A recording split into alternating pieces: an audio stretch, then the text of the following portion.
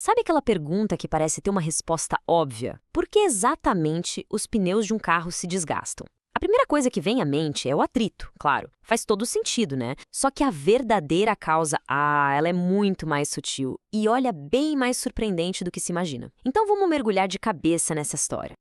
Olha só que interessante essa comparação. De um lado, um pneu novinho em folha, com aqueles sulcos perfeitos, pronto para rodar. Do outro, o que acontece depois de um tempo, mas visto bem de perto, no nível microscópico. A gente vê um padrão de dano todo ondulado, bem esquisito. Isso aqui não é um simples ralado, sabe? Tem algo mais acontecendo. A grande pergunta é, o que de fato acontece nesse encontro da borracha com o asfalto? Para a gente desvendar esse mistério, nosso caminho vai ser dividido em 4 partes, ok?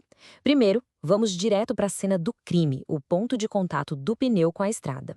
Depois, vamos entender um problemão que deixou os cientistas de cabelo em pé por anos. Na sequência, vamos conhecer a ferramenta que foi a grande virada de chave. E, por fim, a revelação do culpado, que é bem inesperado. Então, vamos lá. Onde a borracha encontra a estrada? A cena do crime. É nesse ponto de contato entre a borracha e o asfalto que tudo acontece. Parece uma coisa simples, né? Mas essa interação que se repete milhões e milhões de vezes esconde os segredos que são a chave de todo esse mistério. O asfalto é como se tivesse duas personalidades. A primeira é a que todo mundo vê e até sente quando passa com o carro. É a textura geral, a aparência mais grossa da estrada. Os cientistas chamam isso de macrotextura. Mas tem outra personalidade, uma que é invisível a olho nu. É a microtextura. Basicamente, é a aspereza de cada pedrinha individual que forma o asfalto. Para ficar mais fácil de imaginar, a microtextura é como se fosse uma lixa de papel, bem fininha. A nossa intuição diz que as pedras maiores, a macrotextura, é que deveriam causar mais estrago, certo? Mas aí que está a questão intrigante que essa pesquisa levanta. E se o verdadeiro vilão for, na verdade, essa aspereza invisível? Aquela que age de fininho, de forma constante, mas implacável. Ok, beleza. Se a suspeita principal é essa tal de microtextura, por que demorou tanto para provar isso? Bom, é aí que a gente chega no grande desafio dos pesquisadores, o que eles chamam de o problema dos 60 mil quilômetros. Pensa bem, como é que se investiga um processo que na vida real leva uma eternidade para acontecer? Imagina só a situação de um engenheiro tentando criar um pneu melhor. Para testar uma única fórmula nova de borracha, seria preciso colocar os pneus num carro e rodar por uns 6 meses. Isso mesmo, meio ano para ter um único resultado.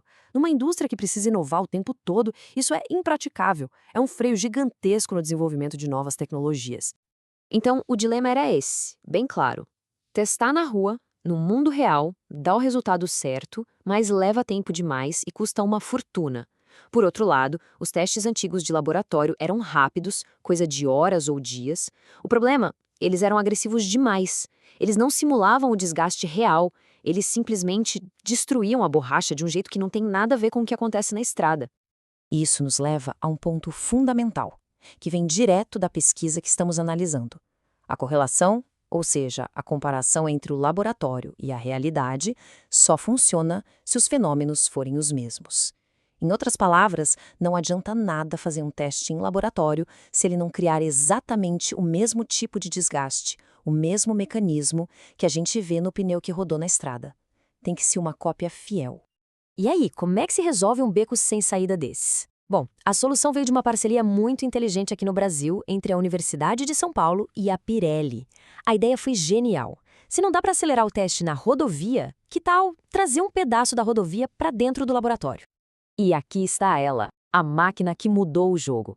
A grande sacada dela não é um motor superpotente nem nada do tipo. O segredo está ali, naquele disco que gira. Aquilo são amostras de asfalto de verdade, tiradas direto de rodovias reais. Foi a primeira vez que se conseguiu simular as condições exatas de uma estrada, só que num ambiente controlado e, o mais importante, de forma super acelerada. Mas antes de sair testando, era preciso ter certeza de que a máquina funcionava. E o processo para validar isso foi super metódico, quase um trabalho de detetive. Primeiro passo, encontrar a impressão digital do desgaste do mundo real. Segundo, ligar a máquina e ver que tipo de marca ela deixava na borracha. E o terceiro, e mais importante, colocar as duas amostras, a real e a do laboratório, lado a lado no microscópio e ver se batiam. E olha só, essa é a tal da impressão digital. Esse padrão todo onduladinho, parece até umas dunas de areia em miniatura, sabe? Essa é a marca registrada, o sinal inconfundível de que o desgaste é real, autêntico. Os cientistas têm um nome para isso: ondas de Chalamat. E agora, o resultado da máquina do laboratório. Dá uma olhada. É praticamente a mesma imagem. O padrão é idêntico. As mesmas ondas de Chalamet-Hash. A combinação foi perfeita. Era a prova que eles precisavam. A máquina estava validada. Finalmente, os pesquisadores tinham em mãos a ferramenta certa para, de uma vez por todas, resolver esse mistério. Com a ferramenta certa em mãos, o cenário estava pronto para o ato final. Agora sim, era a hora de colocar diferentes tipos de asfalto para brigar um contra o outro e finalmente descobrir quem era o culpado invisível por trás do desgaste dos pneus. E os resultados, olha, foram muito claros. Esse gráfico mostra o quanto cada tipo de asfalto desgasta o pneu. Veja o TSD, por exemplo, que é um tipo de pavimento mais antigo. Ele desgasta quase o dobro do que o SMA, que é um asfalto mais moderno. A diferença é gritante. Mas a pergunta de $1 milhão é: por quê? A resposta está aqui, no próximo gráfico.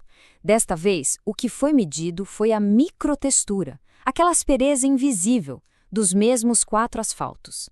E o padrão é um espelho, uma cópia exata do gráfico de desgaste. O asfalto TSD, aquele que mais gasta pneu, é justamente o que tem a maior microtextura. A conexão é direta, não tem como negar.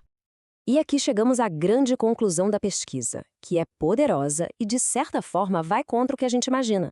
A principal vilã do desgaste do pneu não é a aspereza que a gente vê, a macrotextura.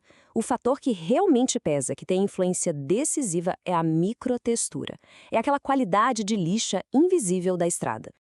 E tudo isso nos leva a uma reflexão final, uma pergunta muito interessante. Se agora a gente sabe que a microtextura do asfalto é o fator-chave, isso não abre uma porta gigantesca para o futuro? Imagine só, engenheiros que fazem pneus e engenheiros que fazem estradas trabalhando juntos.